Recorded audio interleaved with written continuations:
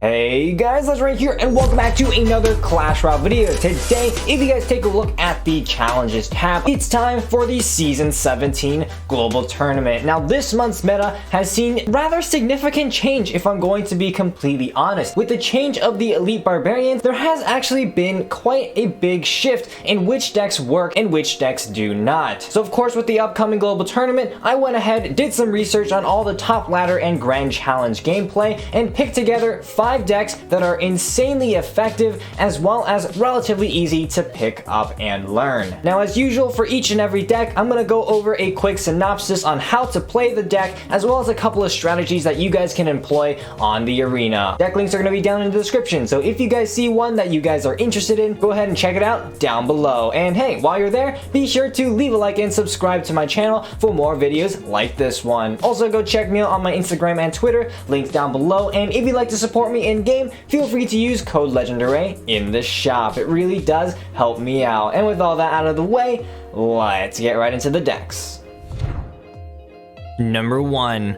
Elite Barbarian Bridge Spam. Now, this is one of the newer variations of Bridge Spam that have become very popular in this meta. In fact, at the time of recording, it is the most popular deck in Grand Challenges at the current moment. So this deck obviously does very well. So let's go ahead and break down how exactly to play it. Starting out the match, this is a Bridge Spam deck, so you want to be able to maintain high pressure throughout the entire match and ensure that your opponents are not able to build up gigantic pushes. The way to do this is by cycling some of your cheap cards. I'll generally be comfortable with cycling the Bandit, the Bar Barrel, or the Heal Spirit, which will generally force out a response from your opponents. If they're really not making a move, then the Magic Archer is also okay, but it is one of your air counters, so you do have to watch out for that. After that, you're going to want to pay very close attention as to what your opponent plays. If they play some sort of support troop in the back, it's generally okay to just mirror that play with a Magic Archer or a Hunter or a Cannon card and try and take out that supporting unit and turn that into a counter push. Alternatively, if the opponent makes a bigger commitment in the back, such as a Giant or a Golem, then spamming in the opposite lane is also a very effective option. In terms of defense, this deck is pretty simple. Elite Barbarians and Hunter will be most of your damage. Hunter and Magic Archer will be your main air defenders, and then the Cannon card is also quite a useful card, and you can quite often use it as both a damaging unit as well as a glass tank. Pretty much all of these units have very high counter push value, which is what makes this deck super duper effective, as the surviving Cannon card or Elite Barbarians can help you apply some quick, intense pressure on a counter push. In fact, if you have a big enough elixir advantage, then consider applying some double lane pressure. If you have a surviving set of E-Barbs in one lane, consider putting a Bandit in the opposite lane, forcing your opponent to deal with 2 separate pushes instead of just one singular one. All in all, this is a very high pressure, high aggression deck, and even though it doesn't have a big spell, you definitely have the firepower to consistently break through into your opponent's towers. Number 2. 3.0 X-Bow.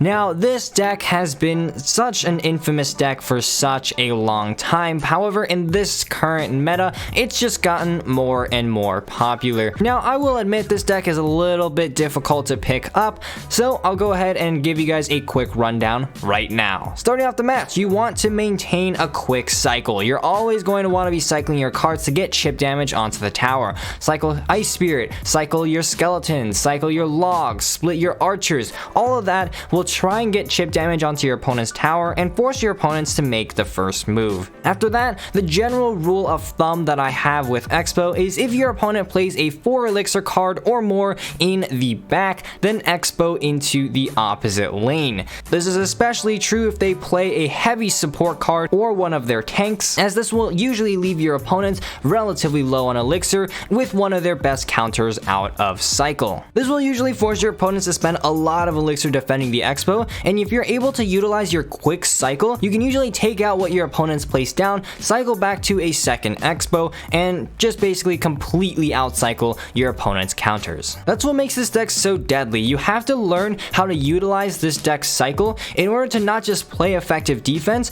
but also to outcycle your opponent's counters, because a lot of decks in this current meta do on paper counter X-Bow, and you're going to have to utilize the outplayability utility and versatility of this deck in order to take your wins. Now, in terms of defense, this deck is also rather solid. We have the Tesla, which can deal with most of your air and damage outputs, and then you have the Archers, which will also be most of your air and damage output. A lot of times against heavier decks, you're going to want to try and cycle to multiple sets of Archers in order to get as much damage onto the field as possible. Knight is great for a mini tank, and the Ice Spirit and Skeletons can serve as great small distractions. Last but not least, the Defensive Expo is also going to be insanely useful against so many decks in this meta. A lot of times the strategy is to set up a Defensive Expo, cycle to a second one on offense, that way you have 2 Expos on the field dealing out damage. One more thing, spell cycling is a very viable option. Once you reach that triple elixir, you can oftentimes just completely spell cycle your opponent's tower and focus on playing your Expos and Teslas on defense. All you need is to have that damage advantage by the time that timer runs out, and you're going to win that tiebreaker.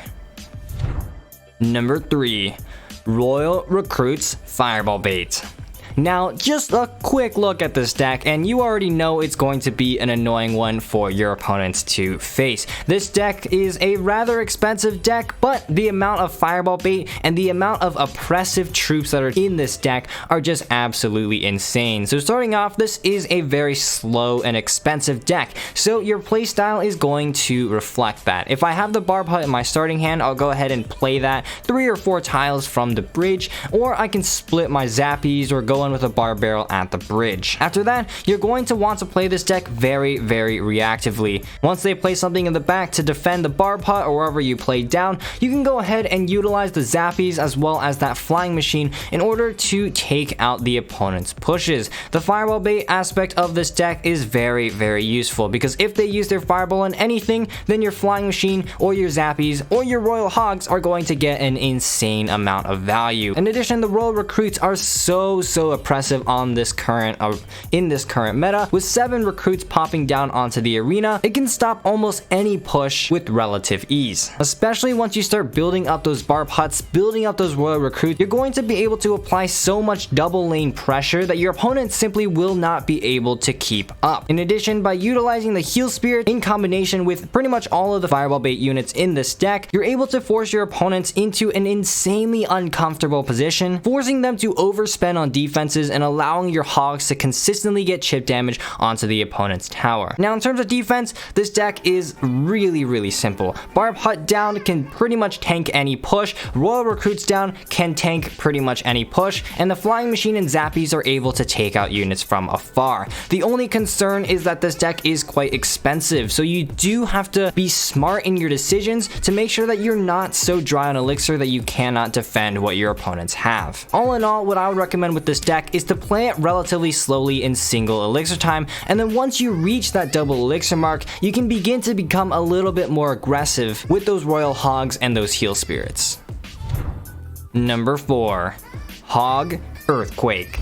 Now, this is a deck that pretty much counters this meta. It is a cheaper deck, which makes it a little bit harder to play. However, this deck is very deadly, and on paper does do very well against a lot of the decks in this meta. So this is, of course, a cycle deck, meaning that a lot of your tower damage is going to be focused on utilizing your cycle and getting as much chip damage as possible. So starting off the match, I'm usually not afraid to go in with a Hog first play, or alternatively, I'll just cycle one of my cheap cards in the back. Again, just like all the other cheap decks that I featured today, your goal is to apply a high enough pressure to make sure that your opponents cannot build up their ideal push. Do this by constantly cycling Hogs at the bridge, forcing out your opponent's responses, and then occasionally getting an Earthquake or 2 onto the tower. Now, in terms of defense, this deck also delivers quite well. The Bomb Tower does insanely well against a lot of cards in this meta. It's tanky, does splash damage, and it has an insanely useful Death Bomb that deals quite a significant amount of damage. The Knight can tank a ton of hits from opposing units, and the Archers are going to be the bulk of the damage. Road Delivery is also a quite underrated card in this meta. It does have a rather slow deploy time, but once you get that timing down, it is quite effective against a lot of the popular Fireball Bait units you'll see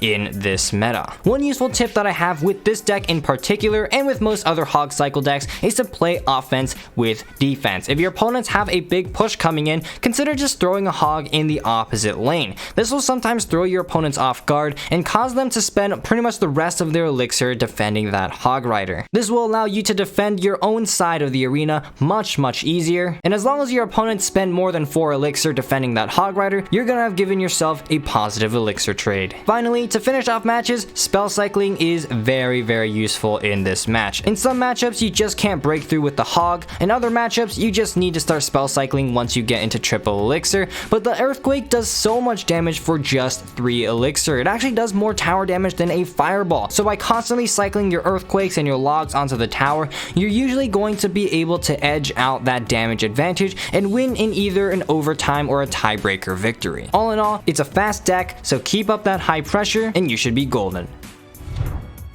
Number 5, Mega Knight Graveyard. Now, despite the supposed Graveyard nerf that it got in the beginning of November, it does actually appear that Graveyard is slightly better in this current meta. This is because since the skeletons spawn at the edge of the circle, if you play the Graveyard properly, then you pretty much will guarantee that skeletons spawn on top of the tower. Anyways, back to this deck. This is a bit of an expensive version of Graveyard, so starting off, you will be playing rather passively. Like most Graveyard decks, it's focused on counter pushing and making positive trades on defense. So at the beginning of the matches, I'll maybe just cycle a Goblin Cage or cycle my Bar Barrel at the bridge. After that, then just go ahead and again react to how your opponents play. Most of the time, I'll just mirror whatever they play with a Hunter in the back or a Fisherman or an E-Wiz cycled to meet whatever they have. I'll usually be a little bit more cautious when I use that Mega Knight because, you know, once I play that Mega Knight down, I'm only going to be at 3 elixir at best. So I'll usually only use it when I know I'm going to get value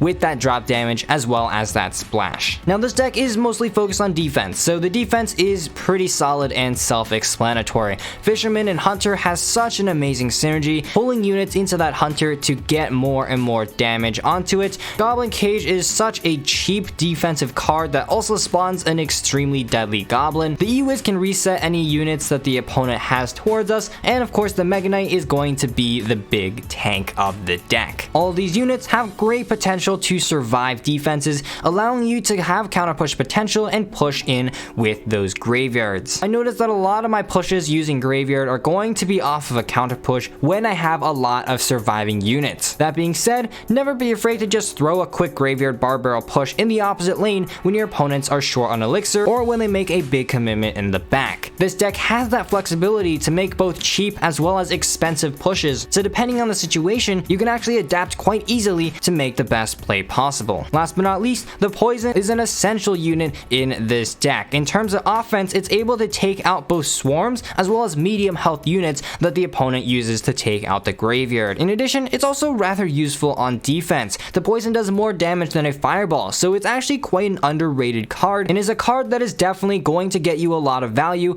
on the defensive end as well. All in all, it's a very control-based, slow-playing Graveyard deck, so as long as you're managing your elixir properly to not overextend, this deck is going to be very deadly. So there we go, those are 5 decks that are insanely effective in this Season 17 meta. Again, these are decks that I've picked that have done consistently well in top ladder and in 12-win grand challenges, so pretty much any of these decks will be a relatively safe deck for you guys to pick up. Best of luck to you guys in this next global tournament, but unfortunately guys, that's all I've got time for in today's episode. Huge thanks to all of my channel members, you guys are the absolute G's. If you enjoyed, please leave a like down below as well as a subscription to my channel. And as always, this is Legendary Ray, and I'm signing off. See you guys next time.